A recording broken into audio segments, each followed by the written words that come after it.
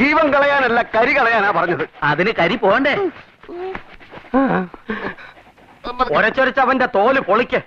ഇത് കരിയല്ല, അവന്റെ തൊലിയുടെ നിറവാ. പോകുകയല്ല. എന്റെ തൊലി മാത്രമല്ലേ കറുത്തിട്ടുള്ളൂ, ഇളയപ്പന്റെ ഉള്ളു മുഴുവൻ കറുപ്പല്ലേ? അതേടാ, എന്റെ ഉള്ളു മുഴുവൻ കറുത്തതാ. അതും എന്റെ കുടുംബം വെളുപ്പിക്കാനല്ലേ നീ 2 അപ്രന്റീസുകളെ എന്റെ തലയിൽ കെട്ടിവെച്ചത്. എവിടെ അവന്മാര്? ഇവിടെ ഉണ്ടായിരുന്നോ? സൂര്യൻ അസ്തമിക്കുന്നതിന് മുമ്പ് ഇവന്മാരെ ഇവിടുന്ന് പറഞ്ഞു വിട്ടോണം, അല്ലെങ്കിൽ തന്നെ ഞങ്ങൾ പോവാ. അവര് മാത്രമല്ല ഞാനും. ആദ്യം എന്റെ ഒറിജിനൽ കളർന്ന് കിട്ടിക്കോ.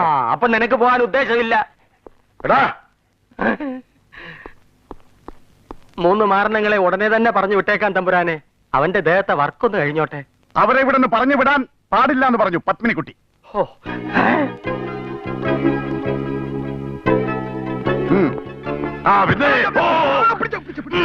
ഇനിയെങ്കിലും ഒന്ന് സ്റ്റഡി ആയടാ പോത്തെ, മനുഷ്യരെ ഇടിച്ച് തായിടാതെ.